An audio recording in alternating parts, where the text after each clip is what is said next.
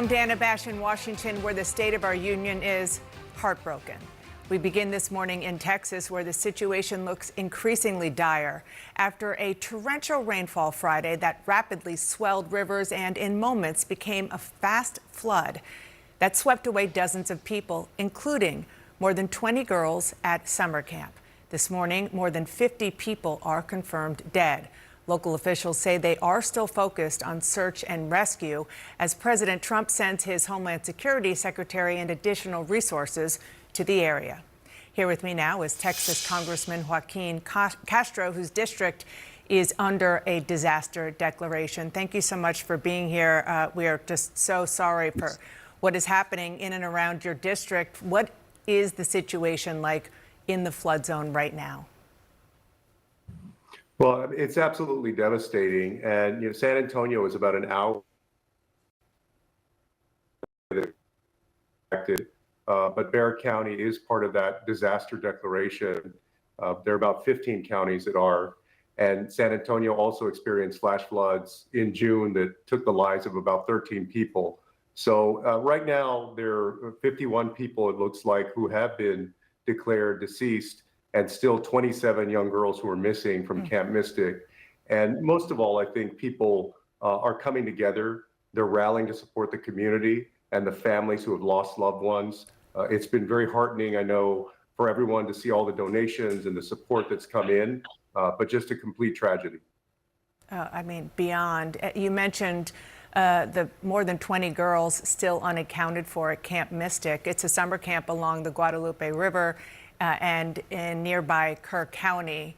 It was flooded after the river rose more than 20 feet in just 2 hours overnight. What can you tell us about the search for those girls specifically, Congressman?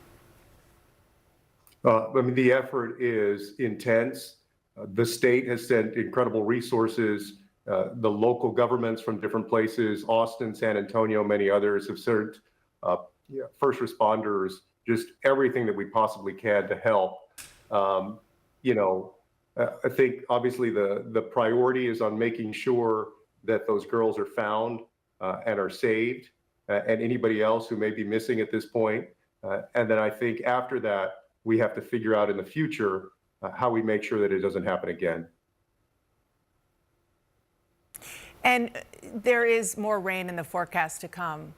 How will that affect the rescue efforts?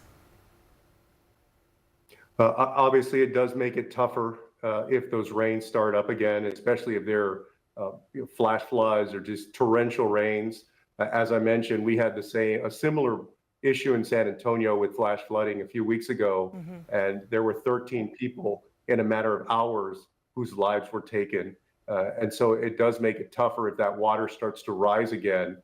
But I know that there are hundreds and hundreds of folks out there who are searching, and hopefully their efforts will bear fruit. What questions do you have for federal officials who are involved in this search and rescue and involved in predicting and preventing this kind of tragedy? Well, look, we have to make sure that the resources are there to save people's lives, to prevent these kinds of tragedies, to make sure that the National Weather Service has all of the personnel and the resources that it needs to make the predictions and then do the analysis that it needs to do to help local communities be prepared for things like this. And then also, I think the state government should take a look at it's got surplus, no day fund actually, that's got tens of billions of dollars at this point. I think the governor and state government should look at what they can do in terms of longer term planning to be helpful in helping to prevent this kind of flooding to the extent that that is possible. Again, this all happened very fast. You're obviously dealing with a natural body of water. And so, but there are things that you can do to mitigate the chances that this happens again in the future. Yeah, I mean, that is one of the key questions. As you said, you want to be prepared and you want government resources to be in place so that there is preparation. But when something happens this quickly, the question is whether preparation is even possible. And on that note, how much do you think the changing climate is part of what we are seeing go on here, not just what we're seeing in the pictures that we're showing on the screen, but even the flood that you talked about in San Antonio in June? No, I think climate change is obviously a part of it. These floods are happening more often in more parts of the country and really all over the world. And so we have to face that reality and be better prepared for it and combat it.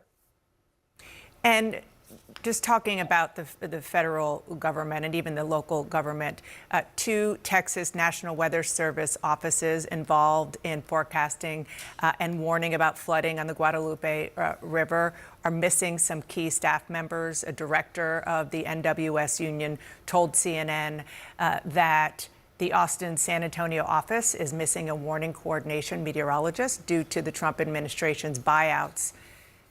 Do you have any indication whether those or other cuts helped play a role in the fact that the people in the flood zone were not prepared and certainly not evacuated? No, I can't say that conclusively, but I do think that it should be and I don't think it's helpful to have missing key personnel from the National Weather Service not in place to help prevent these tragedies. And, when I say that we ought to do everything possible to help prevent a tragedy like again, that's part of what I mean. That's why there's an incredible value to the National Weather Service is because, on most days, obviously, you're not going to have a tragedy like this. But when you have flash flooding, there's a risk that you won't have the personnel to do that analysis, do the predictions in the best way, and it could lead to tragedy. So I don't want to sit here and say conclusively that that was the case, but I do think that it should be investigated, and not having enough personnel is never helpful. Congressman Castro, thank you so much for being here. And again, we are so sorry for the tragedy that is still ongoing in and around your district. Good to be with you.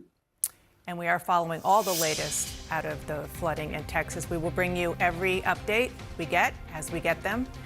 My brother here, he had to swim out of his cabin. The flood started getting bigger, and it was going up to, we have bunk beds in our cabins, and it was going up to the top bunk, and we had one choice, and we had to swim out of our cabins. What time was it? It was like, we woke up at 2. Yeah, we had to wake up at like 4 a.m. But on the way here, we saw all of the other camps destroyed, obliterated. The Boyette boys are lucky to be alive. Welcome back to breaking news coverage of the deadly flash flooding here in Texas. You just heard from those boys how they described escaping the flooding from a camp where they were staying. Yesterday, Texas Governor Greg Abbott signed a federal disaster declaration, something that Homeland Security Secretary Kristi Noem said the president would honor.